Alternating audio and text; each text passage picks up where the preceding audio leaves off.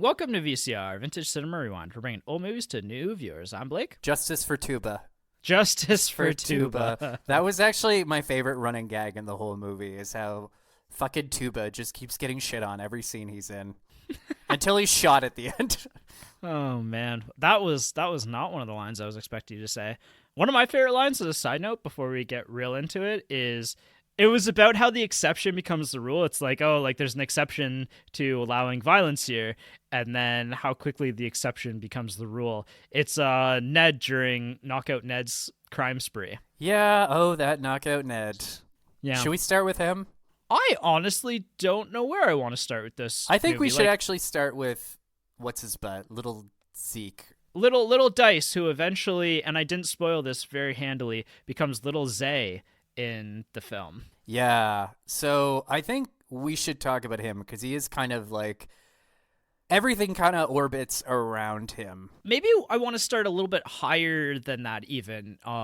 And I just want to appreciate like how easy of a movie this is to watch. Like the energy of this film is like so gripping. Like it's so bubbly.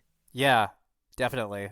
And the way that it kind of navigates this world and all of these characters, like for the most part this movie is relatively linear except for some cutbacks, some flashes forward, some allusions to what's going to happen, foreshadowing, that sort of thing. It stays on a relatively linear path, and part one starts in the 60s, and by the end of the movie we're in the 80s, and there's so many characters that kind of enter the movie and then leave the movie at certain points in time. None of them... Yeah, I particularly enjoy... This movie has a very kind of like plastic or like elastic tone, you know what I mean? Mm-hmm. There's a really great scene, and like spoilers, I'm assuming you've seen this movie before. Yeah, we're in the deep dive. Right, Donald. So there's a moment towards the end where the big shootout is happening, and like Knockout Ned pulls this little shit aside, and he's basically just like, all right, stay here. Then the kid pulls a gun on him, and we instantly get this super quick flashback where we see that it's revealed that Knockout Ned shot this kid's dad. Yes. And I was kind of like, oh, beautiful, right? Like, if this were a lesser movie or like a miniseries, we'd get all these boring-ass scenes of this kid agonizing over his decision. But this movie's just like, nope, here it is. Yeah. You know? It's like, boom, what a twist, right? Yeah. Right. Yeah. It's just one more twist on top of all these different twists, right? But again, that's one of those things that brings home kind of the message of this movie. And because at its core, this movie, I think, is about the cycle of violence and how people trapped in these impoverished situations are... Oftentimes the violence is forced upon them, especially from a young age, right? Well, there's a great scene where Goose, so Rocket's brother, is like kind of getting up to no good. These cops kind of just pull up. You know, Rocket's just moving around, like selling fish from his dad's wagon.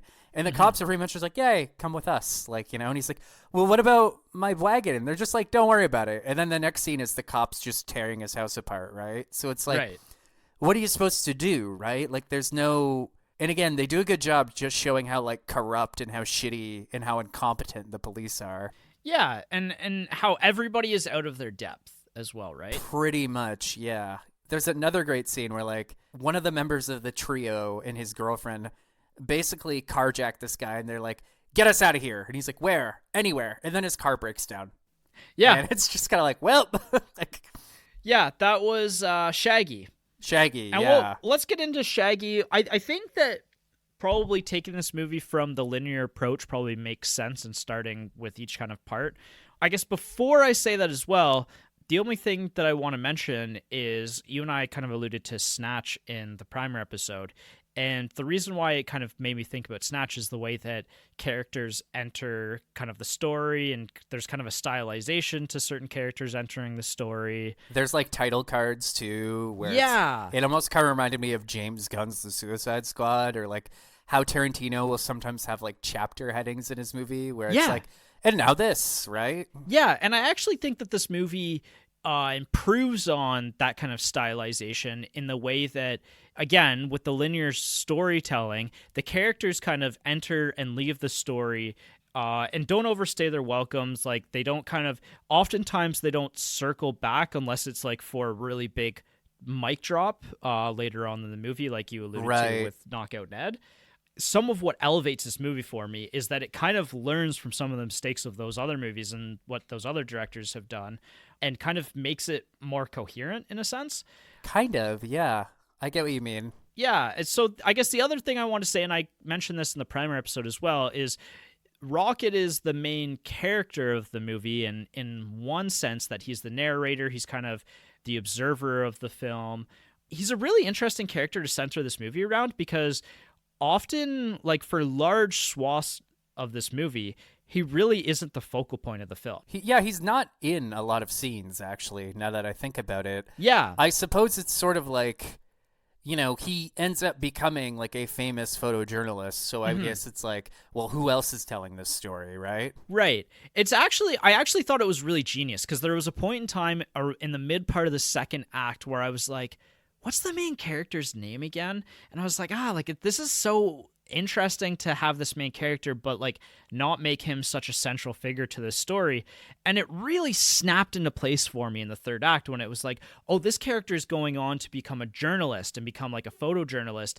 And this character talking about his journey to get to this point in time, and the story's being told through his lens, right? Right. We can assume that he's gonna like, the reason he has all this information is because he's interviewing people after the fact, right?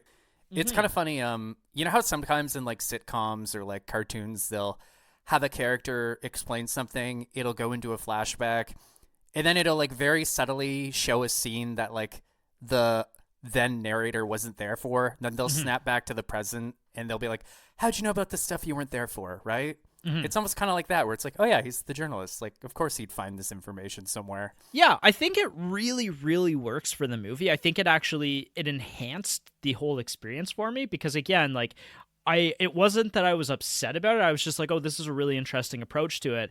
And it was really satisfying to kind of conclude on his story in that sense. And it's clever that like the whole movie kind of begins in medias res, where the chicken escapes, there's a big shootout, and like Rocket's kind of caught in the middle of it. Yeah. And then we like snap back to the third act, where suddenly all hell breaks loose. I saw a comment on YouTube on one of the movie clips. Someone has said that they interpreted the chicken in the intro as all of the people who are trapped in the favelas, and how they're navigating all of the violence and crime and everything that happens in this kind of world, right? And how all these people are just kind of the chicken, essentially. Yeah, I mean, there's definitely some subtext there, you know? Yeah, I thought that was a really good take. I don't want to be that guy, but like, did they run over that chicken? Like, no, he just somehow nimbled through under the police car. I was watching that. I'm like, oh, nobody tell PETA about this movie. I'm pretty sure that chicken's dead. Like, no, that chicken lived. Yeah, it's funny. I'm visiting family right now, and I watched this movie with my mom, and we watched it the other night, and she just happened to say, like, did the chicken live? And I was like, you mean like the literal chicken? Or like, she's like, no, like the chicken in the movie, did it live? And I'm like, I don't know, like it probably just picked up an AK-47 and like started shooting during the big shootout. So nice. What did she think of this movie? No, don't spoil it. Okay. I'm very interested to know, but we'll save it to the end. We've spoiled both of our takes on the movie already, so. Yeah, really. And then we kind of get into part one of the movie, which is the late 60s. It's kind of the early days of this favela, and it's centered around the story of the Tender Trio, right? Right. Which is Goose, Shaggy, and a third character that I am struggling to remember his name. Goose, Shaggy, and the other guy. Yeah. And then Goose is the older brother of Rocket, and Shaggy is actually the older brother of Benny, who we'll get back to Benny later. I love the introduction of this movie because the Tender Trio, they kind of feel like harmless teenage criminals in a sense. Yeah, they're just kind of like hoodlums in a very, like, you could almost picture them with like slingshots in their back pocket, you know? They're just like a nuisance. Yeah. You know? I actually, again, getting back to the lens of the movie, the fact that this is through the eyes of Rocket, right? There's kind of a nostalgia to the first act of this movie, to his childhood. Yeah, like even Goose, he sort of starts sleeping with Shorty's wife, who's kind of like Shorty being like the local snitch. there's this whole kind of thing about how Goose, Rocket's older brother, is having an affair with Shorty's wife. Shorty being like the local informant, the local tattletale, for lack of a better word. Yeah. And it is kind of framed as this kind of like, ha ha ha, oh, that Goose. What is he going to do next, right? At least until like Shorty then kills her, and then we're faced with the horrible reality of violence. Yeah, and the way that it shoots that is really gruesome as well. Like, it doesn't show her death. She's just off camera, but he just starts hitting her with the shovel, and you have to hear it all. And then it cuts back to him later as he's burying her in his house, which is really upsetting. And that's one of the first like big upsetting moments of the movie.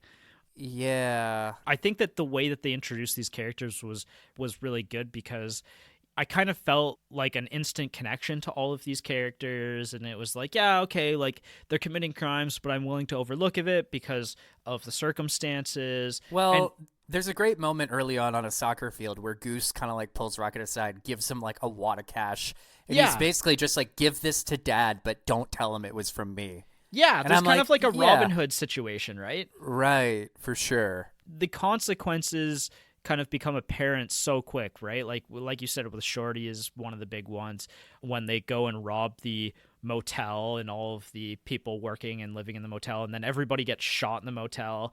And it's not immediately obvious who shot them. Yeah, the first time watching that, I was like, wait, did one of them murder all of these innocent people after they finish the robbery? Like, there's kind of a little bit of ambiguity right there, because there's a whole lot of chaos happening because they think that police have shown up and Little Dice is nowhere to be found. So yeah, my first thing was like, did like another gang show up and kill them? Or like, did the police kill them as like a framing device? Then like the movie just kind of trundles along. Then Goose, after like escaping Shorty, runs into Little Dice, takes some money from him, saunters off. Then it turns out that Little Dice, so basically Little Dice is this little brat kid who's he's hanging out with the Tender Trio, and like he claims to have all these big ideas and big plans. And at first you're kind of just like, it's like the classic, when you're like a little boy and you want the respect of older boys. Yeah. You're just like, come on, guys, like I got ideas too. He's kind of a runt in one sense, right? And we'll come back to the runts later as well. Yeah, and then he gives them this plan the Tender Trio, this plan to rob this motel.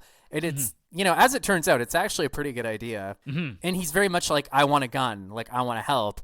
One of the older boys is like, here, you can have this gun and like just shoot the window if you see the cops. Like someone has to, be the lookout.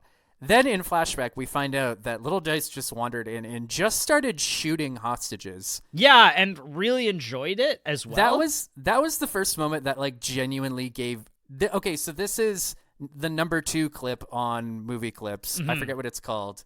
Anyway, this was the first moment where I was like, I'm genuinely upset right now. You know what I mean? Yeah. Something about like a little boy who's probably like no more than 9 years old shooting helpless hostages and like really having a good time while he's doing it too. Yeah. I'm a little like, oh, fuck. Well, and part of the twist to it as well is that he kind of set the trio up. Like, he kind of had some ill will towards trio because they did treat him like a kid and not like an equal. Yeah, and he has this whole like kind of like rivalry with one of the members of the Tender Trio. I forget which one, where he's just like, this guy sucks. He's useless. Like, I'm bringing more to the table than this idiot is, right? Right, yeah. The first time watching it and watching Little Dice become this completely psychopathic monster, I was like, oh my God, like it kind of a little bit took me out of the movie. I was like, this is extreme, like this is too much. And by the end of the movie, especially with the storyline of the runts and kind of seeing the runts transformation, I kind of by the end understood what they were doing. Yeah. I think that's really going to pop on a rewatch, understanding like this Little Dice character probably has some sort of like horrifying, tragic, violent backstory, right? Or he's just a little brat. Or like, he's just a monster. Yeah, that's also possible. I'm going to bring it back to Batman again. I'm sorry, Blake. He almost kind of like watching some of the shit he does, I'm like, this is like the Joker, right? Right. If the Joker was born in this country in these circumstances, this is who he would grow up to be. Little Zay is one of my favorite antagonists of all time now. Yeah, like he's just a fucking goober. Like, he's a monster. Yes. The second scene in this movie that genuinely really upset me and made my skin crawl is when he catches the runts and he basically corners two of them, and he has this other little kid with him who he's sort of like indoctrinating into his own gang. Yeah. And he's basically just like, all right, hand or foot, like, what do you want? What do you want? And like, the kid starts crying, and it's just like, and it's really upsetting. Like, the kid crying deserves an Oscar for his performance. Like, it's one of those scenes that is going to stick with you for the rest of your life. Yeah. And then like,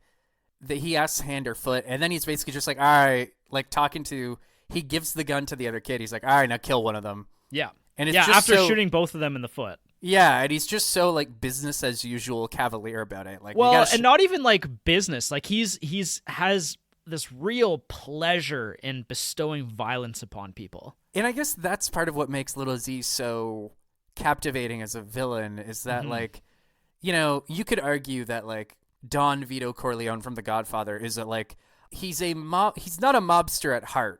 Like, at heart, he's a family man. Being a mobster is just kind of his job. Little Z loves his job. He loves killing people. You know what I mean? Loves it. Like, it's his actual favorite thing about being a crime lord, I think. He's just like, God, I love killing people. So it's almost kind of like, do you guys remember Crumbopoulos Matthew from season 2 of Rick and Morty? The assassin that Rick gives that gun. And he's just like, oh, hey, like, oh, here I go, killing again. He's like, here's my card, Morty. I just love killing. It's my favorite thing. Yeah. Well, and I like as well kind of, again, how this movie kind of sets little things up. Like, it sets little things in motion. It feels like this world is like a living, breathing world where the history of the characters comes back over and over again. Like, it sets up with Little Zay killing Goose. It builds this tension between him and Rocket, which kind of crops up here and there throughout the movie. Yeah.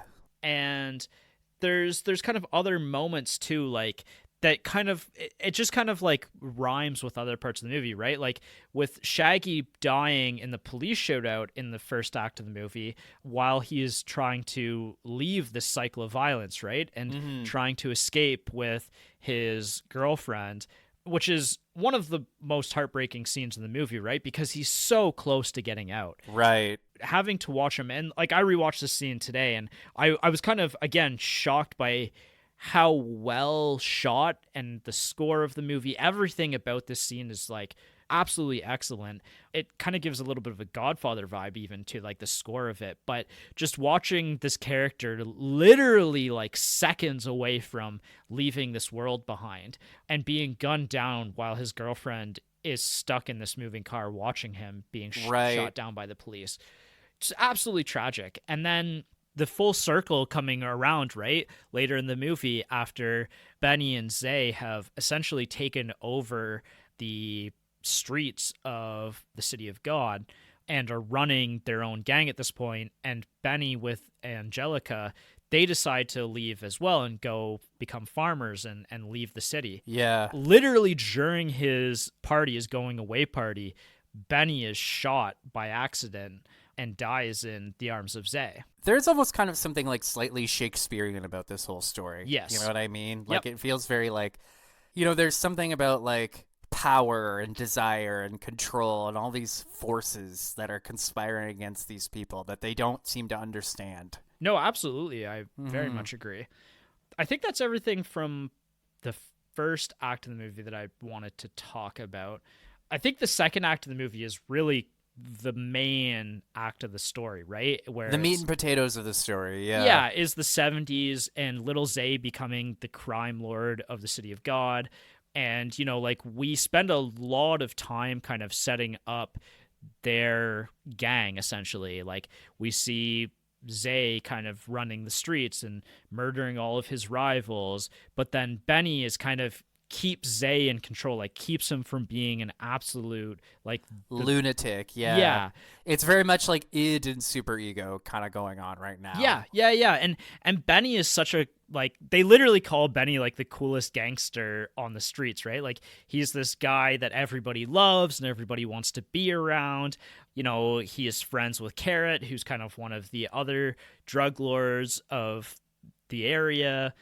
Benny he's just kind of this cool guy that people want to spend time with. Like, he's got this kind of gravity about him. He's the only person in the world who would ever be friends with Little Zay. Yeah, really, eh? It's so interesting seeing their character dynamic. And it's funny too, because like Benny is such a charismatic character, and yet it's Zay who often is kind of leading their group, although Zay doesn't really have any people skills whatsoever. I think some of my favorite Zay scenes are watching him try and fail to be a normal person. Yeah. There's a scene kind of early on where like he's just kind of walking through a party, and at one point like he kind of just like taps some guy on the shoulder, then punches him, and he's just like, like, you didn't see me here, right? Yeah. There's another really great scene where at Benny's party, he like just kind of is standing there looking awkward, you know, as single young men are wont to do. He approaches this table, this girl, and he's like, hey, do you want to dance? And she's like, what? And he's like, do you want to dance? And she stands up, and she's like, what? And he's like, do you want to dance? She's like, no, I'm with someone. And then she sits down, and you just see him kind of turn around.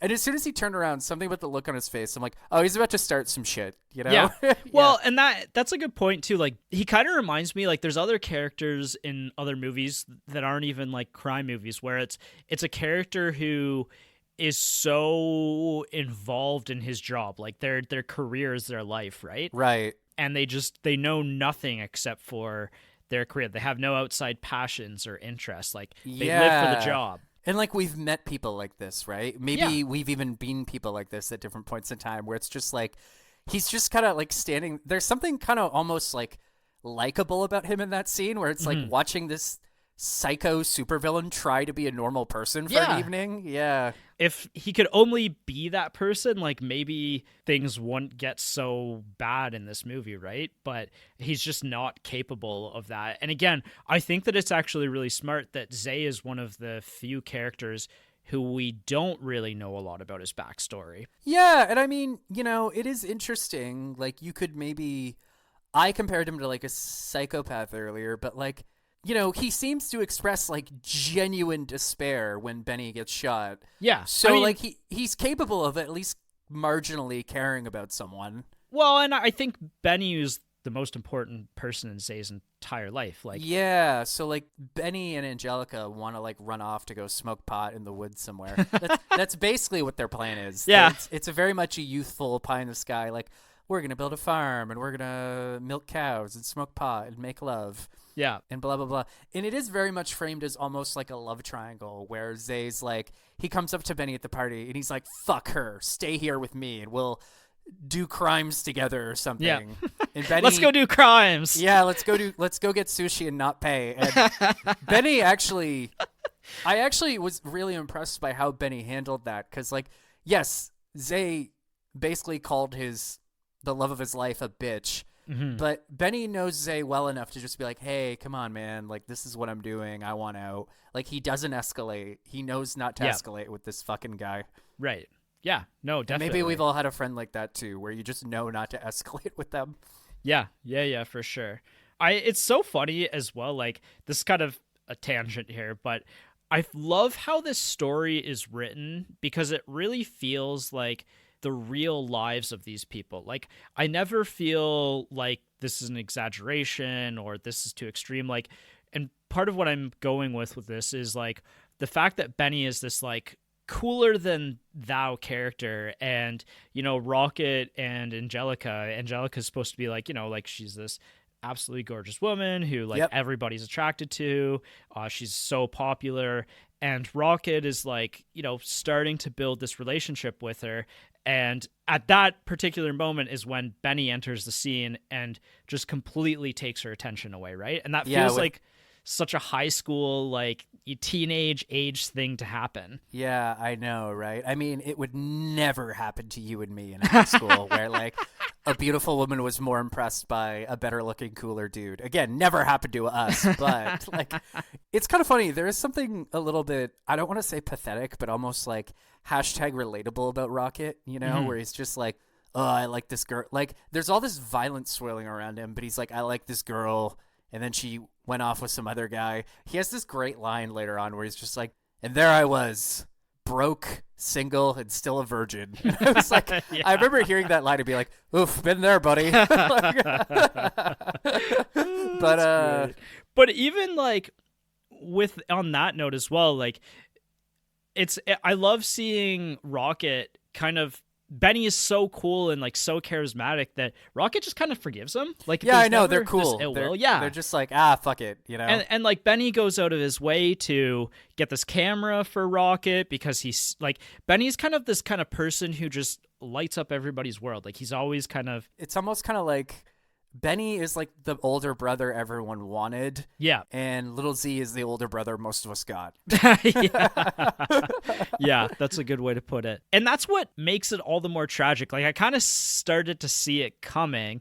And I think that, again, because of the like Shaggy's, you kind of start to feel the wheels starting to turn and like the wheels start to turn around, right? And come for Benny as the farewell party starts to get off. The scene where Benny is shot is cinematic magic. Oh, That's yeah. all I Beautiful. can say. Like with the black light and everything. By the way, we should maybe say, like, if you are maybe prone to seizures, you might not want to watch this scene. Yeah, it's pretty... you might have to skip by the farewell party. I have a friend who has seizures, and after this scene, I was like, I'm kind of glad he's not in the room right now. I thought you were going to say, I sent it to him and said, did you have a seizure? Yeah. Said, Did you have a seizure? Question mark? Question mark, kissy face? Question mark? I thought about this. I was rewatching this scene. I was like, why don't they have this in more movies like this? I love when they use like the black and white in that. And then it was because people would just seize up in the theater and you don't want that. Yeah, that's a hard day for theater employees. I'll tell you what. Yeah. Maybe we should talk about Rocket a little. It's kind of towards the end of the second act and the third act that he kind of starts becoming more of a character. Yeah, right. Like we see him getting into photography. We see him kind of stumbling into this job. We see him also lose his virginity, sort of. He has that other great line where he's like, I won't go into details about my first sexual experience.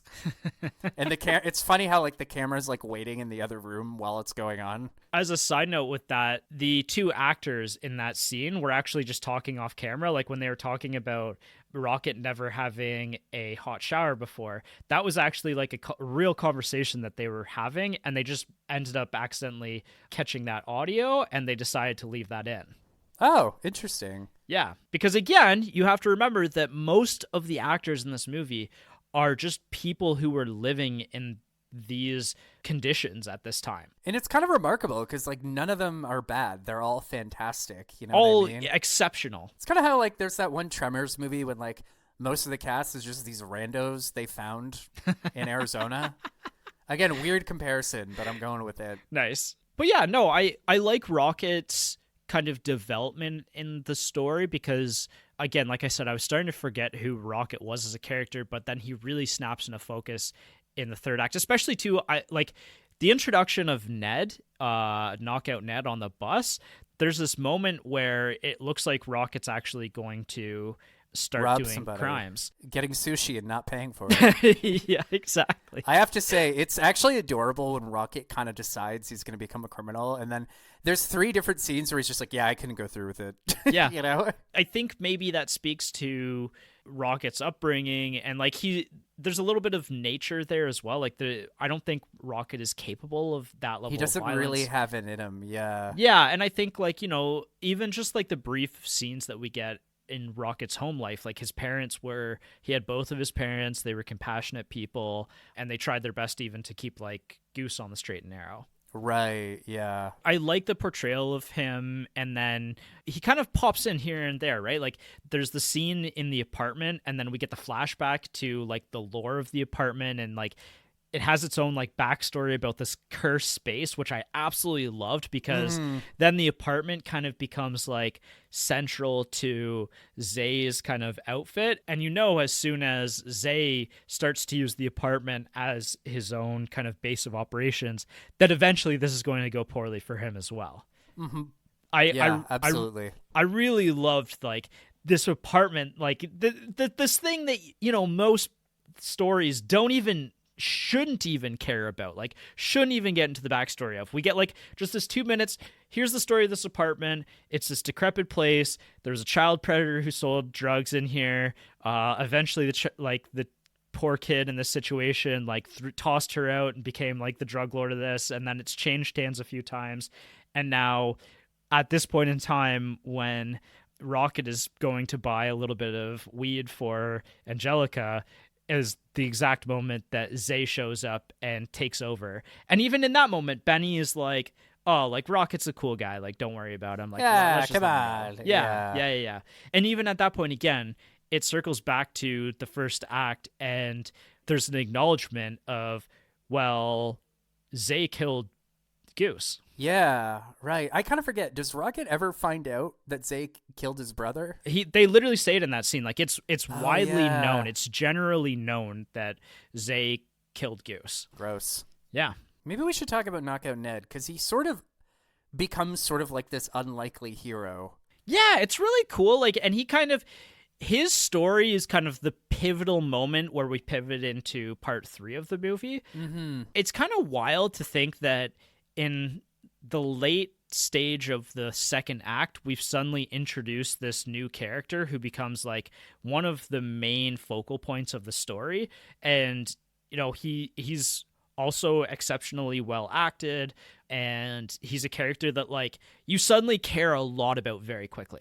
Well, they do a great job in that bus scene where he's just like, yeah, I was in the army and now I do this and blah, blah, blah, blah, blah, blah. And you're just like, oh, cool. Nice to meet you. Well, welcome to the movie. But yeah, but like even he kind of, it is kind of funny. It's almost like there's a parallel timeline where this movie is all about Knockout Ned and not Rocket, in the sense that like, well, there's a few scenes where like, you know, Knockout Ned is arguing and he's basically just kind of like, I don't like, he's sort of basically forced to become a crime lord. Yeah. And like he chafes against it, but like his partner has that great moment one time where he just gets up and opens the door and he's like, hey man, if you're not a crime lord, then like get out, you know? This is what we do. Yep. Carrot. Yeah. He's like, if you don't want to do this, then like get out, right? Like, you know? Well, and so poor Ned, right? Like Ned is trying to get out of this cycle. He's trying to get out of poverty. He's stayed on the straight and narrow. Like he joined the army. He's trying to get a job. Like, you know, he's doing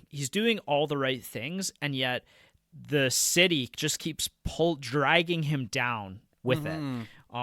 Like just in kind of the chaos of Benny's death, Zay just goes on like a murder and raping spree, essentially. Yeah, like Ned's girlfriend gets caught in the crossfire too. Yeah. Very upsetting. It's somehow like one of like the 3 most upsetting scenes in the movie, right? Mm-hmm. And then Ned, after talking about it and just like, he's just in a state of shock and doesn't even know how to like handle this situation at all. Mm-hmm. And in that moment, that's when I thought I laughed, and it's probably like kind of the blackest point of the like comedy of the movie is when Ned goes, I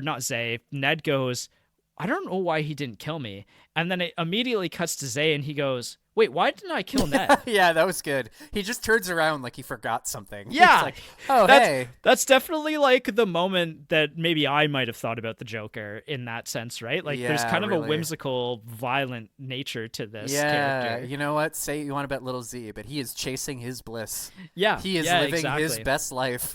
And then Ned becomes like the vigilante, right? Like they gun down his house, he survives, but a lot of his family dies. And like, boy, do they ever gun down his house. That was insane. Yeah. It's really upsetting.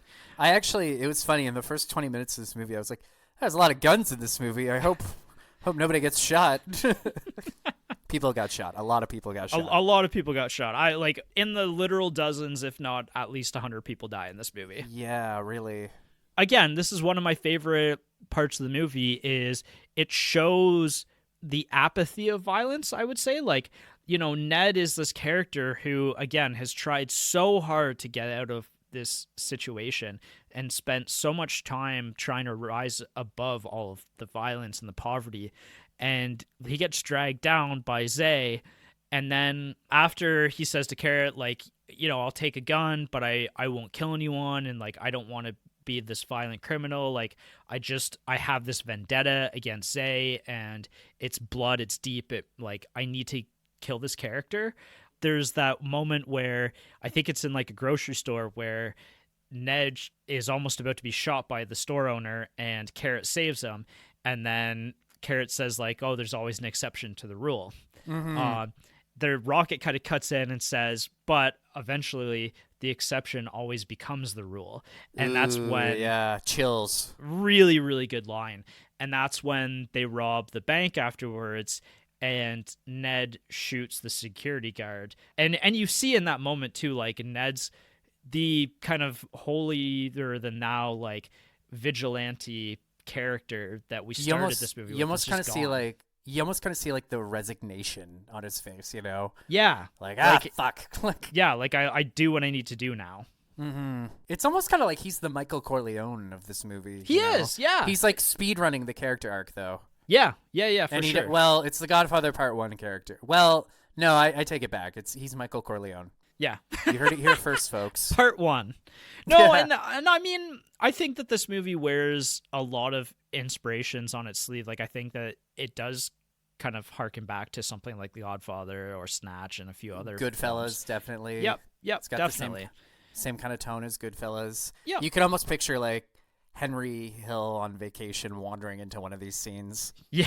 Him and Zay would be two characters laughing that you could watch for like 5 minutes laughing. Yeah, I know, but I like actually, holy fuck! Like, hey, if there are any fan fiction writers out there, I'll commission you to write that scene. But I mean, I also can't think of anything more terrifying than those two people in the same room together. Yeah, for sure. They would either kill each other right away or become like the single worst duo ever sired by like mortal hands. Well, and I love how Ned's kind of full character arc ends with it cutting back like in the final shootout scene, and him have like one of the kids who's part of their gang getting shot, and him trying to help this character out. He gets up to go after Zay, and the kid shoots him, right? Right, because he's the son of the security guard. Right? Yeah, and then we get that quick flashback. It's like, oh my god, he was there the whole time. And I was rewatching the scene where he shoots the security guard today, and I was like, damn, like the kid was right there. Literally the whole time. Like he was in frame. And there's just so much happening, and like things are so chaotic in this time that chef's kiss. He doesn't even realize it. Neither do we as viewers. Beautiful. Yeah, like exceptional. Like one of the great little twists of this movie. One of the great twists of cinema. Yeah, but he survives. Not Ned though. No, doesn't Ned survive? Because he's in the hospital at the end, isn't he? Oh no, I don't remember now. I thought Ned died, but I could be wrong. I could be wrong, too. There's a lot... Guys, there's a lot going on in this movie. Yeah, and we're both going to rewatch it at some point. Yeah. Hey, Donald, if you're listening, we're going to rewatch, okay? Because at the end, they arrest Zay and Carrot, right? And... Zay gets arrested. He definitely survives. Zay does not survive in the end. No, you're right. Yeah. Zay does not survive. It's kind of implied that Carrot goes to jail...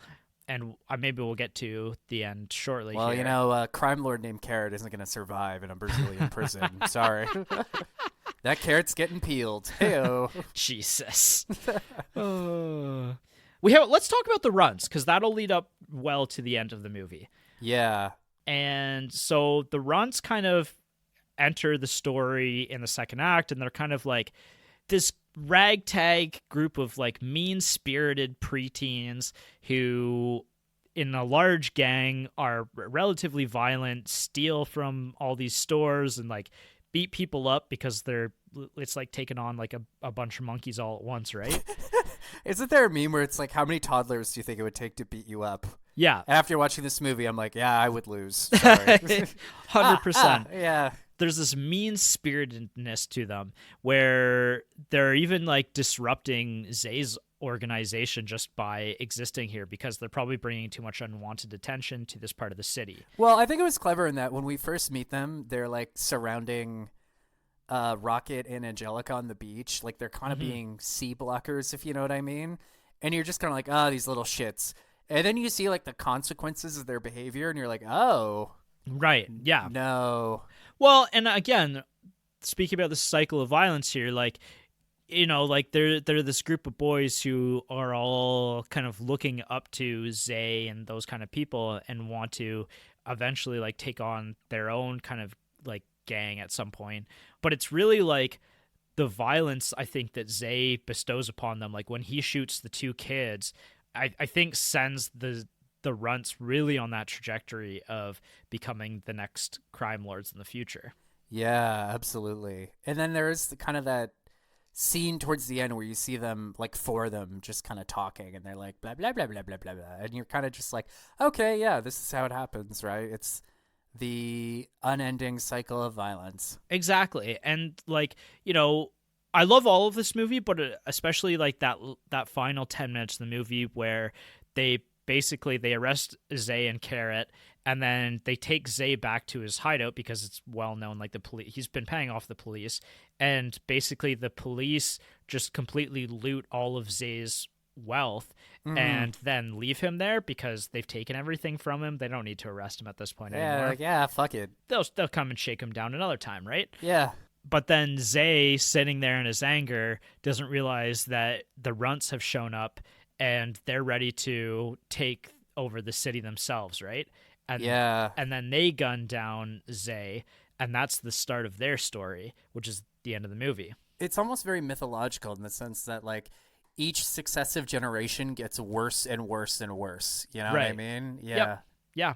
Yeah, for sure. It was kind of the same trajectory in the Godfather series, right? Mm-hmm. Again, it kind of speaks back to how Rocket's character really snaps into focus, and like you really understand Rocket by the end.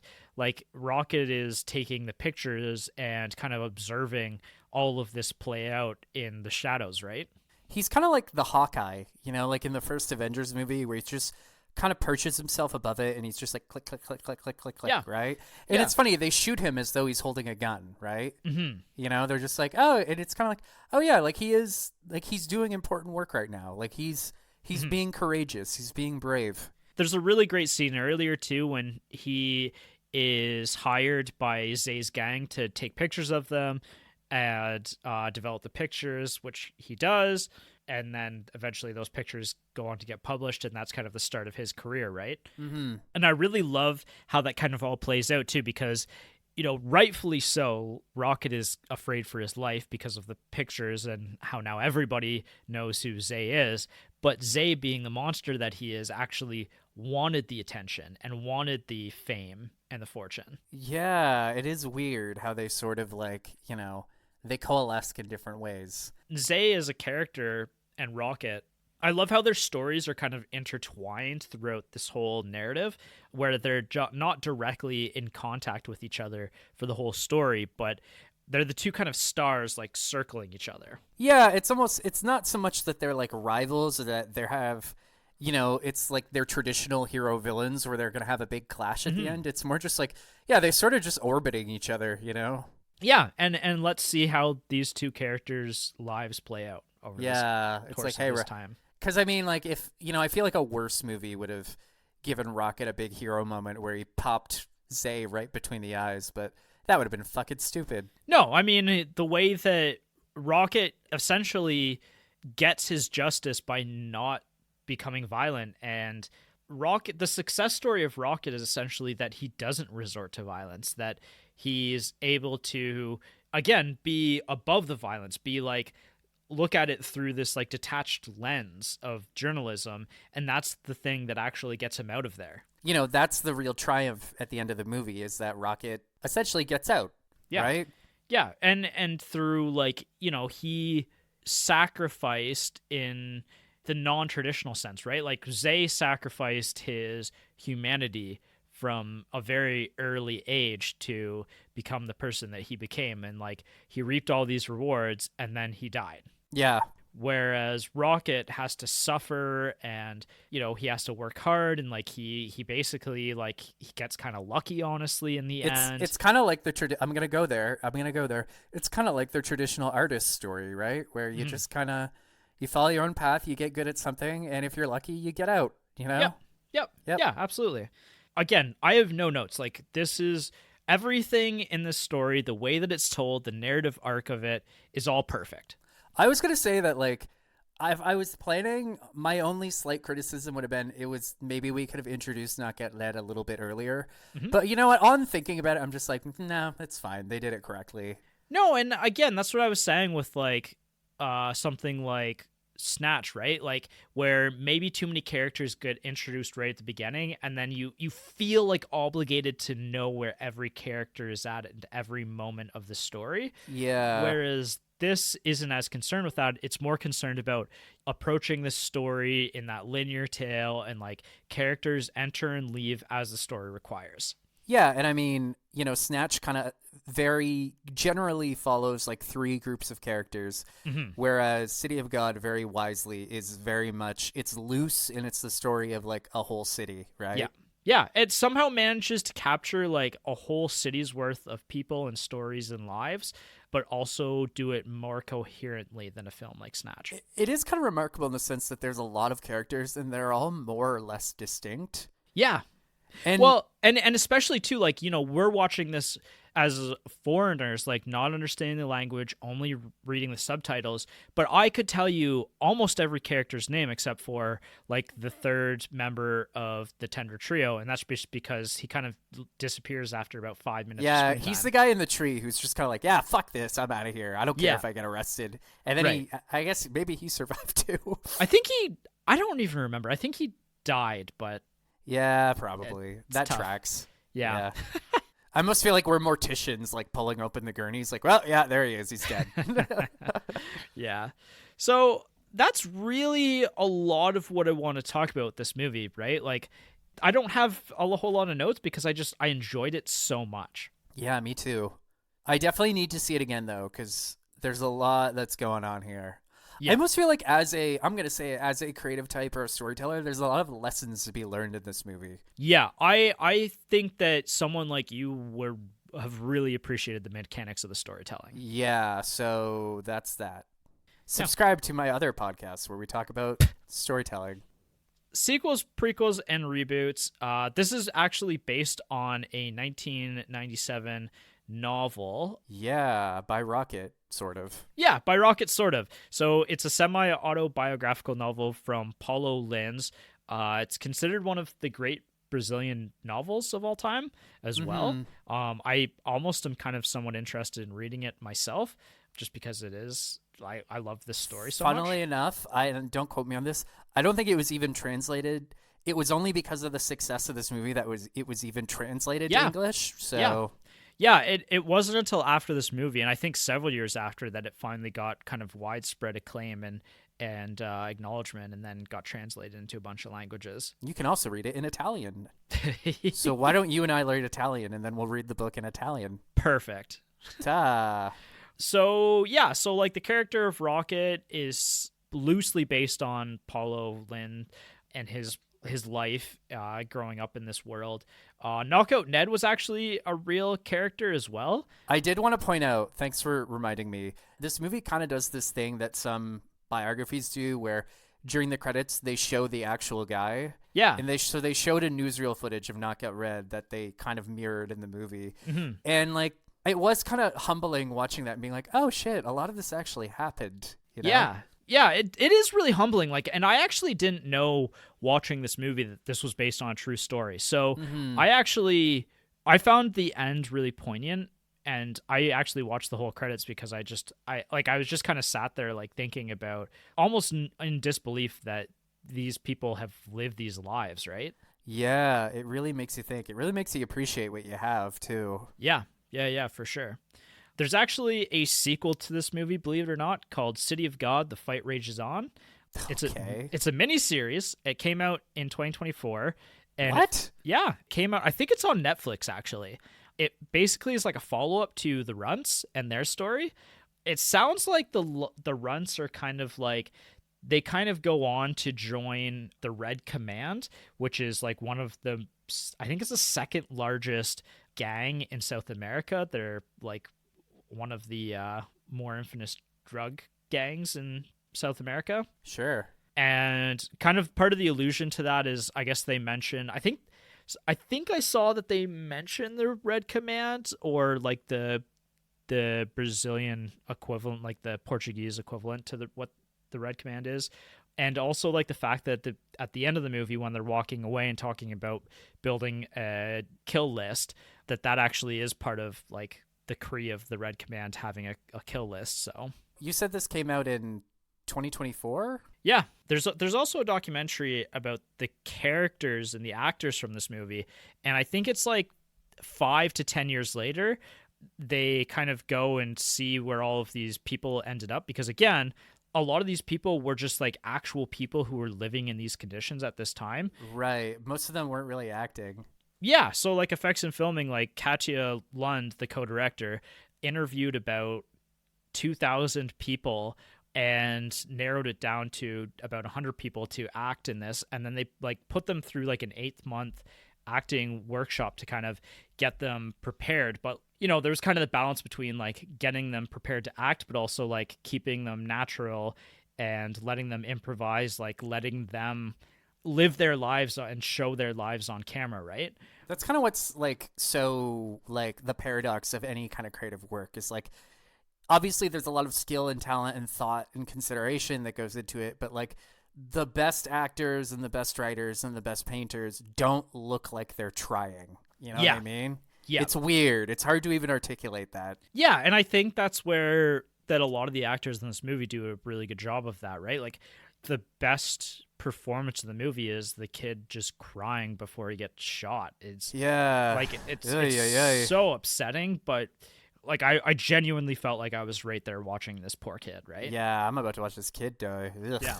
They even like brought their own ideas to the movie as well. Like there's a moment where they pray before they start fighting with Zay's group, and that was actually like a suggestion from a few of the kids where like, oh, like this is what we do every time before we go fight another gang, is we all pray together. We all pray to God for victory.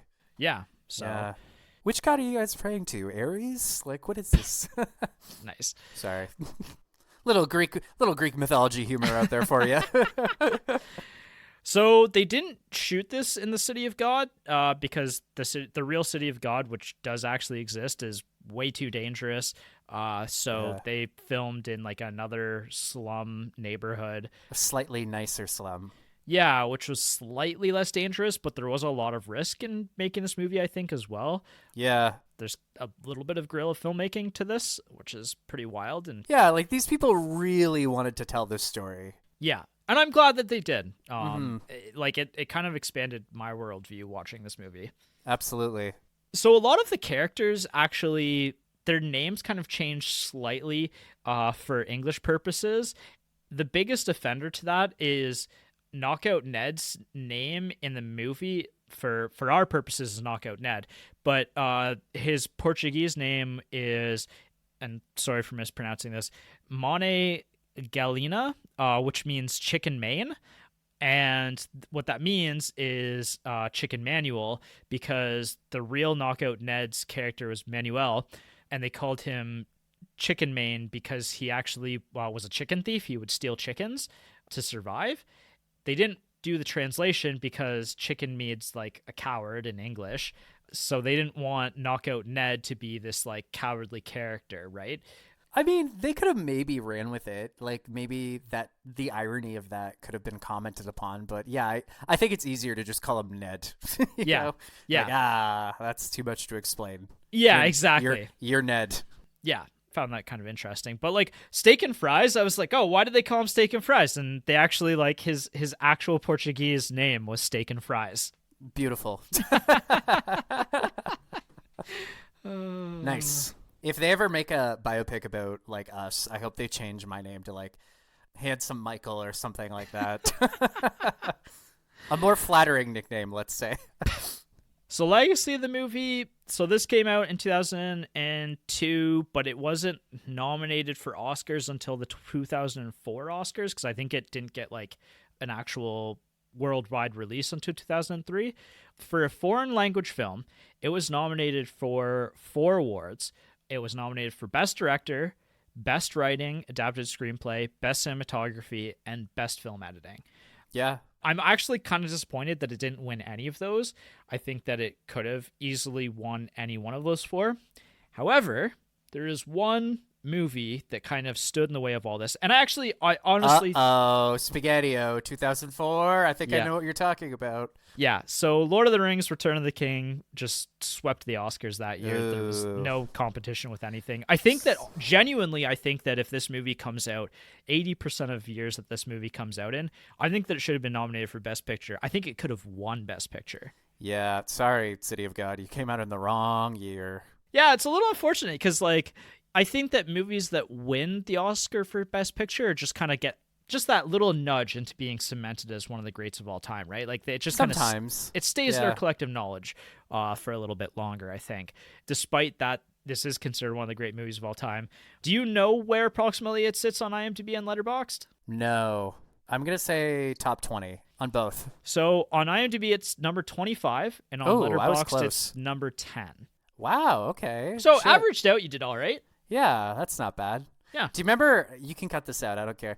Do you remember when you asked me hypothetically, like, what do you think was the number 10 highest grossing movie last year? And I just went Kung Fu Panda 4, and I was only like one off. Yeah, you're really close. Yeah, that's good. You know movies. I have improbable aim sometimes. I feel like that's just you and I are, we're in the space. We kind of having a general idea of what's going on. A general idea of what's going. This is the only area of my life where I have a general idea of what's going on.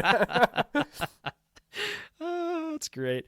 I think this movie holds up exceptionally well, and I think it deserves all the praise that it got. Like I said, I'll just read the little blurb that the Roger Ebert review that's on Wikipedia here. Oh yeah. He said, City of God churns with furious energy as it plunges into the story of the slum gangs of Rio de Janeiro. Breathtaking and terrifying, urgently involved with its characters, it announces a new director of great gifts and passion, Fernando Morales. Remember the name. I kind of wish that I went and read his full review because I'm sure it stole his breath away just like it did for me. Like, this is an exceptional movie. This is like a worth taking the time out of your week to go check this one out. Put down TikTok and watch this fucking movie. Yeah. So personal reviews and the partner factor. This is going to easily make my top 100 movies. And probably mine be too. Relatively high on mine. Yeah. What did Jess think? Wait. Let me guess. I have a feeling she didn't like it just because it's too dark. I think she would have liked it, but she was watching hockey. She didn't really pay attention. Okay. Well, it's hard to compete with a good old game of stick hockey. Yeah. I'm told. It's that time of year. It's Stanley's Cup time. But what about you? What did you think? What did your mom think? I liked it quite a bit. My mom actually, like I said, I'm visiting family right now, and it's funny. I'm like, do you want to watch a movie? The other night, I'm like, do you want to watch a movie with me later? And she's like, oh, is it for the podcast? And I'm like, yeah, it is. And she's like, what's it called? I'm like, City of God. And she's like, what's it about? And I'm like, I don't know. So we went on this journey together, and she was actually quite upset when Benny died. Yeah. She was pretty affected by it. So, It's pretty moving, right? Like, right. When you try to leave, the beast eats you. So try to leave, the beast eats you. Yeah. Well, on that note, if you don't subscribe to Vintage Cinema Rewind, the beast also eats you. I think we should use more scare tactics in our marketing. I can't remember. What does he say in The Big Lebowski about the bear? Sometimes you eat the bear, sometimes the bear eats you. Yeah. And then he's like, what is that? Some kind of Eastern thing? No, far from it. One of my favorite exchanges of dialogue in all of cinema. So great. Yeah. I genuinely was floored by this movie. I had no idea what to expect, but this has been on my movie list since I started really paying attention to movies. It's literally been on my movie watch list for 15 years, which is it's kind of you and I just watched RRR too. Well, yep. You'd seen it before, but there is something really satisfying about broadening our horizons, or just it's nice when Hollywood turns its head and it's like, oh, these foreign filmmakers with significantly less star power and funding are blowing you assholes out of the water. Yeah, making something original and captivating and energetic, so full of life. This year, watching all these foreign movies, we could have gone in and they could have been disappointing. We could have watched some duds, but we've watched some real bangers this year. We sure have, haven't we? Yeah. And again, this one's kind of top of my list right now. I really like this movie a lot. Yeah, I don't know that anything we've done in recent memory has really topped my list, except for maybe last night, but that was already pretty high on my list. Yeah, for sure. That being said, next week is actually, I think we're going to take a break for a week, and then I think we'll be doing our top 5 movies from the 2020s. And Jason will be back joining us. You guys remember Jason? He's coming back. Yeah, I'm really excited to have him back on the pod. Yeah, it's been a hot second, hasn't it? He had a baby, and you and I did nothing. Nothing is new whatsoever in our lives. Yeah, I know, right? Just the wheel of time continues on. I have slightly less hair. Nice. Yeah, pretty cool. I think that's it then. We will see you in a few weeks for our top 5 movies of the 2020s so far. Yeah, we'll see you then, everybody. Cool. Tell your dad. Tell your dad.